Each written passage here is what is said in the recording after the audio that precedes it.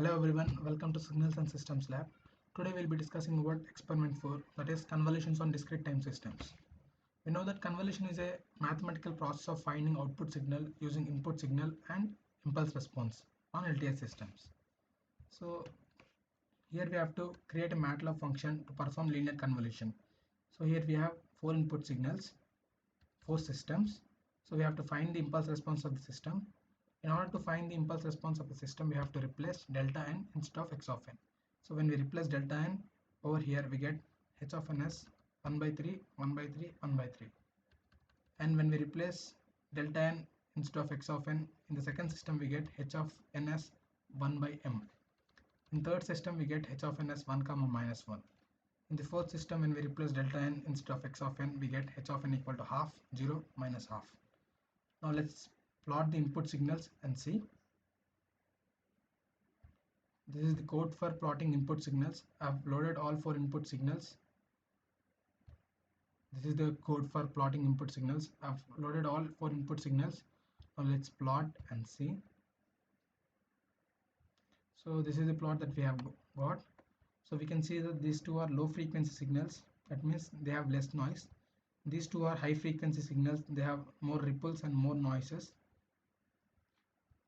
So now let's see the convolution block. I've written a separate block for doing convolution. So we have to call this function from main function. So the parameters here are input signal and impulse response. As we know that convolution is summation of x of k into h of n minus k. So a of n is the output. So here for loop does the summation, that is a of n equal to a of n plus x of k into h of n minus k plus 1. Now let's see the all 4 systems. The first system, I've loaded the input signals, I've calculated the impulse response, I've called the convolve function and doing convolution. Now let's see the plots of input and output respectively. So these are the plots that we have obtained. So let's zoom it and check it. So we can see that the ripples are more here and ripples has been reduced. So we can say that the high frequency terms are eliminated, only low frequency terms are passed. So this is a low pass filter. Now let's see the second system. So here I've loaded all 4 input signals. I'm taking a value for m.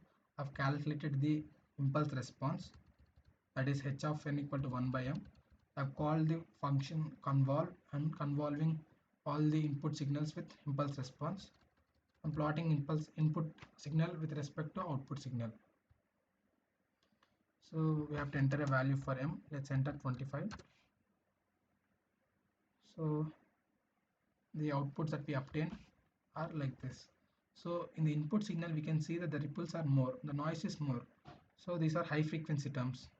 So these high frequency terms are eliminated. So this is a low pass filter. In the third system, I've loaded the input signals, I've found out the impulse response. Using convolve block, I've done the convolution and I'm plotting input of this input signal with the respect to output signal. Let's zoom and check it.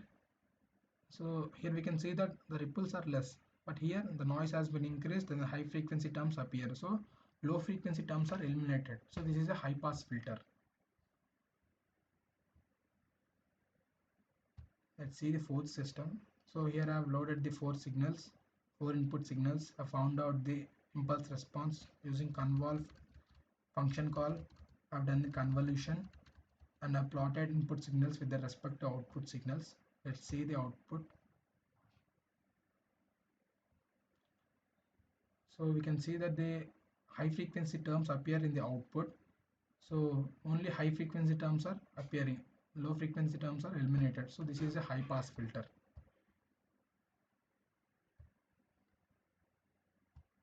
Now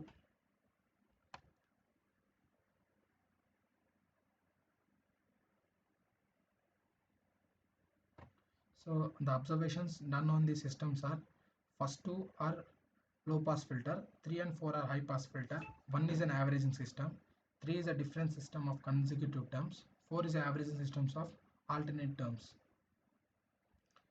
So next we have to remove the trend line. Let's see the code. So in the second system, I've loaded the signal, input signal. I've taken a value for m, found out the impulse response, that is h of n equal to 1 by m. Using convol block, I'm doing convolution. Trend removal is nothing but removing the output signal from the input signal. So here I'm removing the output signal, that is convolved one, from the input. Then we obtain u of n. Now let's plot this and see the trend removal plot. You have to enter a value for m. Let's enter 160. So this is the plot that we obtained. So input with the trend has been removed in the output. Next, after trend removal, we'll see the different types of different properties of the discrete systems, classification of systems. First, invertible. A system is said to be invertible if different inputs leads to different outputs. Time invariant or variant. A system is said to be time invariant if the input signal varies by t0, then the output signal should also vary by t0. Causal or non-causal. A system is said to be causal if the output signal depends on at that instant and the past instances. Memory or memoryless, or static or dynamic. A system is said to be memory if it holds the memory of past or future instances. Stable or unstable. A system is said to be stable if a bounded input is given, then the bounded output should be obtained. Then the system is said to be stable. Linear or non-linear. A system is said to be non-linear. A system is said to be linear if it follows superposition and homogeneity. So the observation done above all systems are: the first system is dynamic, stable, and causal. The second system is dynamic, invertible, causal, stable. The third system is dynamic, causal, stable. The fourth system is dynamic, causal, and stable. So these are the codes for input, convol, the four systems. So this ends this session. Hope you understood. Thank you.